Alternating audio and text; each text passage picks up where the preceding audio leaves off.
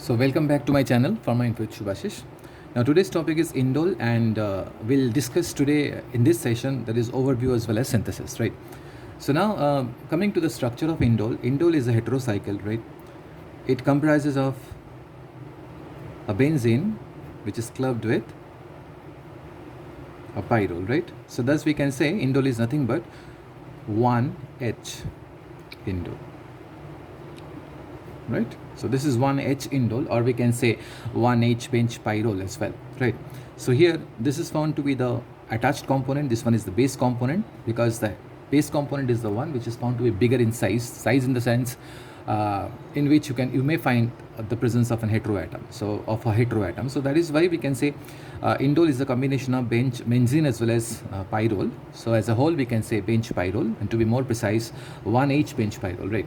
So now as the heteroatom is already here, so that means we should start numbering from here. It's 1, 2, 3, 4, 5, 6 and 7, right?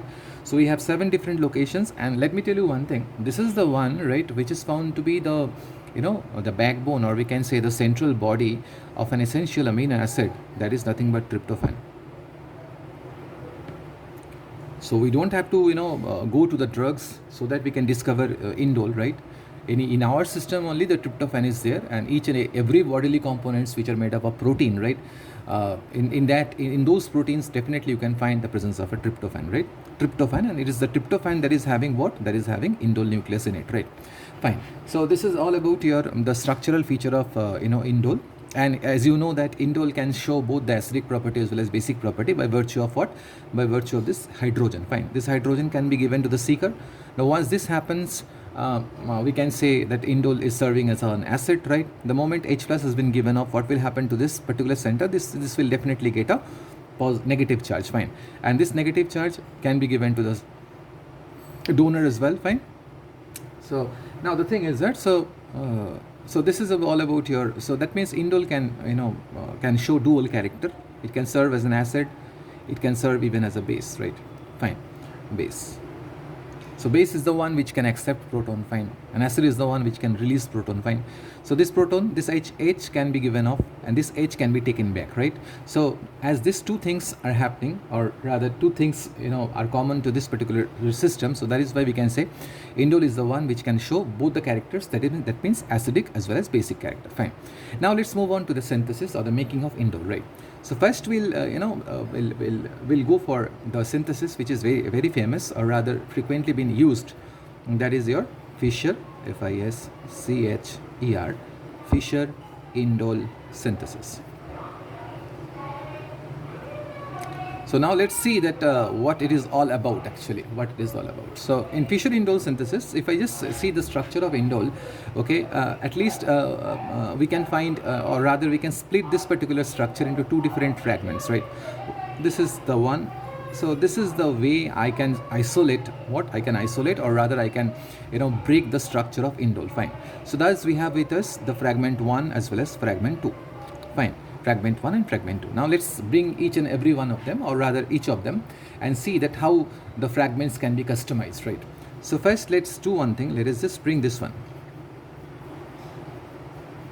Right? And so that means and all I want is that you just make it like this, NH2.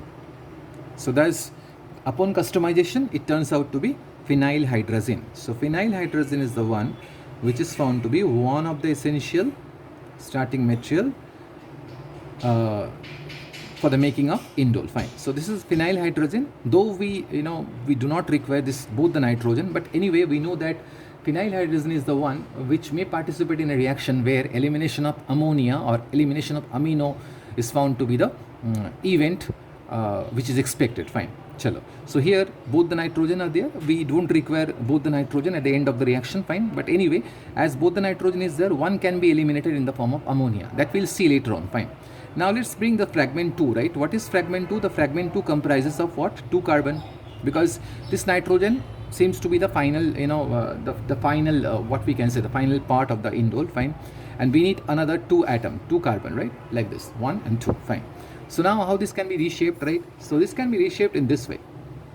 C double bond O, and see, this can be made like CH3, and here we'll put AR, or rather we'll just straightway take C6H5, that means phenyl.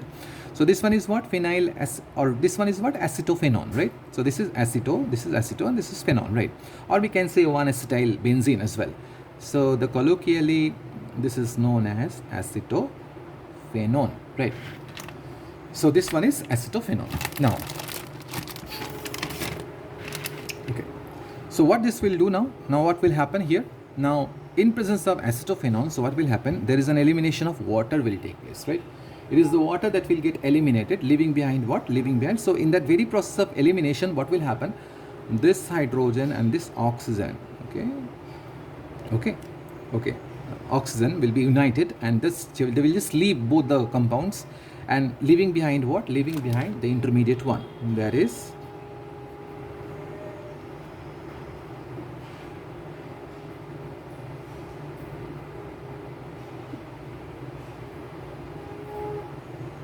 like this, fine. So this is the one that is found to be the intermediate one.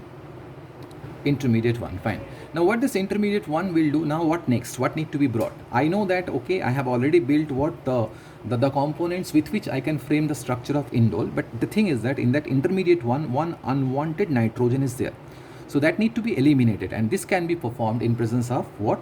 In presence of zinc acid catalyst. Fine.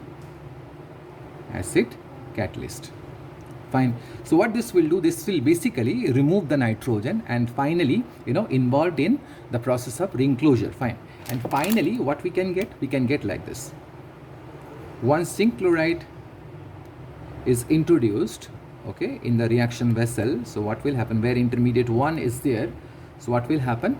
There is a formation of nitrogen, and here we'll put C6H5. So that's, though it's not a not an unsubstituted indole, but still it's a derivative of indole, what we can say. So thus we can say it's 2-phenyl 1H indole. So with that we are done with what? With that we are done with the structure of indole, or rather the synthesis of indole. So now let us just do in a short moment, right? Let us just recap, right? What happened during the reaction. Fine. So initially we have to take this phenyl hydrazine, okay, that need to be reacted with acetophenone, right? There is an elimination of water. This is more likely here, right?